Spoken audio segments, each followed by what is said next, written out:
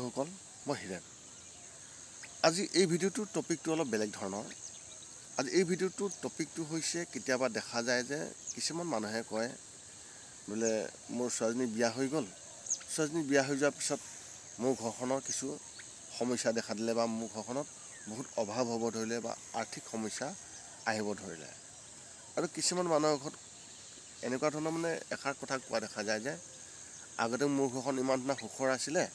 বোৱাৰীজনী বিয়া হৈ অহাৰ পিছত মোৰ ঘৰখন বহুত বেয়া হৈ গ'ল বা অশান্ত হৈ গ'ল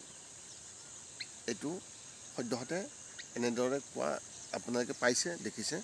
আৰু কিছুমানে চাগে এনেকুৱা ধৰণৰ সমস্যাত ভুগি আছে আপোনালোকক মই এই ভিডিঅ'টোৰ জৰিয়তে ক'ব বিচাৰিছোঁ যে সেই বোৱাৰীজনী বা সেই ছোৱালীজনী যে আপোনাৰ ঘৰৰ পৰা যে ওলাই গ'ল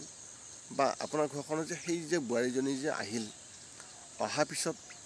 আপোনাৰ ঘৰখনত যে সমস্যা হ'বলৈ ধৰিল ইয়াতে বহুত ৰিজন আছে এইটো নহয় যে সেই ছোৱালীজনী বেয়া আপোনালোকে যেতিয়া চাই চিতি বিয়া পাতিছে আপোনালোকে নিশ্চয় কোনোবা এজন বিশেষ এষ্ট্ৰলজাৰ তাত গৈ আপোনালোকে সকলো লগ্ন কুণ্ডলী দেখুৱাইছে আৰু তাৰ ফলত তেওঁলোকে বিয়া পাতিছে বা আপোনাক সেই এষ্ট্ৰলজাৰজনে কৈছে যে আপোনাৰ ঘৰখন এই বোৱাৰীজনী যদি আহে তেনে বহুত সুখী হ'ব যদি ইমানখিনি কোৱা পাছতো আপোনাৰ ঘৰখন দুখৰ হ'ল কেলে ইয়াতে মেইন সমস্যা হৈছে বাস্তু ব্যৱস্থা আপোনালোকে এটা কথা মনত ৰাখিব যে এখন বিয়া হ'বলৈ যাওঁতে কিছুমান নতুন বস্তুৰ সৃষ্টি হয় আৰু কিছুমান পুৰণি বস্তু আঁতৰি যায় উদাহৰণস্বৰূপে এজন ল'ৰা এজনী ছোৱালী বিয়া পাতিবলৈ হ'লে নিশ্চয় তেওঁলোকৰ ঘৰখনত তেওঁ নিশ্চয় এটা ৰুম বনাব পাৰে বা এখন ঘৰ এক্সট্ৰাকৈ সেইটো প্লটতে বনাব পাৰে যাক এক্সটেনশ্যন কৰিও বনাব পাৰে বা এক্সটেনশ্যন নোহোৱাকৈ এনেকুৱা এটা জেগাত সেই ল'ৰাজনে বা সেইখন ঘৰে এটা ৰুম এটা বনালে য'ত এহাল নৱদম্পতি থকা সঠিক জেগা নহয়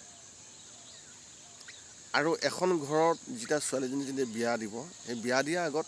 তেওঁলোকেও চাগে এনেকুৱা এটা জেগাত এটা ঘৰ বনাই দিলে বা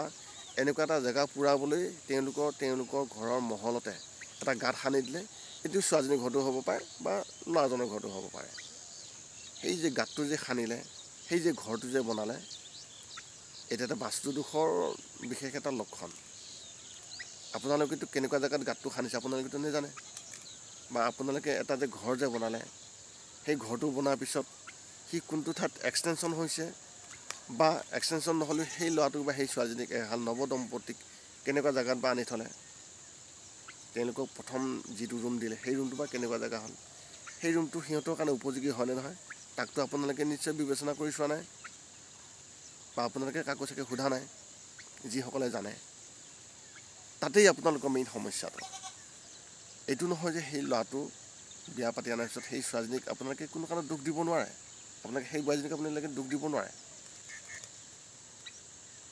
এইটো একদম ভুল বাস্তু সম্পূৰ্ণ অৰিহণা আছে বাস্তু ঠিক তেতিয়াহে এষ্ট্ৰলজি ঠিক আপোনাৰ এষ্ট্ৰলজিত আপোনাক যিমানেই নকওক আপোনাৰ ঘৰখন এই বোৱাৰীজনী অনাৰ পিছত সুখৰ হ'ব মই কওঁ কোনো কাৰণত নহয় যদি বাস্তু ব্যৱস্থা ঠিক নহয় আপোনালোকে যিমান পাৰে বাস্তু ব্যৱস্থা ঠিক কৰি ল'বলৈ চেষ্টা কৰক আৰু তেতিয়াহে আপোনালোকে সুখৰ জীৱন লাভ কৰিব পাৰিব এষ্ট্ৰলজিক মই বেয়া বুলি ক'ব যোৱা নাই এষ্ট্ৰ বাস্তু এই গোটেইখিনি একলগ হ'ব লাগিব তেতিয়াহে আপোনাৰ ঘৰখন সুখৰ হ'ব আৰু আপোনালোকে যদিহে এটা ভুল বাস্তু ব্যৱস্থাত আছে তাক আপোনালোকে যিমান পাৰে সিমান সোনকালে শুধৰাই ল'বলৈ চেষ্টা কৰক যিটো আপোনালোকৰ ঘৰখনৰ কাৰণে অত্যন্ত শুভ আৰু সেই ছোৱালীজনীক বা সেই বোৱাৰীজনীক আপোনালোকে দুখ ফটকৈ নিদিব কোনো কাৰণতে সেই ভুলটো আপোনালোকে নকৰিব আশা কৰোঁ আপোনালোকে এই ভিডিঅ'টোৰ পৰা কিবা এটা নিশ্চয় আপোনালোকে অনুভৱ কৰিব আৰু আপোনালোকে বাস্তু ব্যৱস্থা ঠিক কৰি ল'ব যাতে আপোনালোকে সুখী থাকিব পাৰে পুনৰ লগ পাম অন্য এটা ভিডিঅ'ত আজিলৈ ধন্যবাদ জয় আই অসম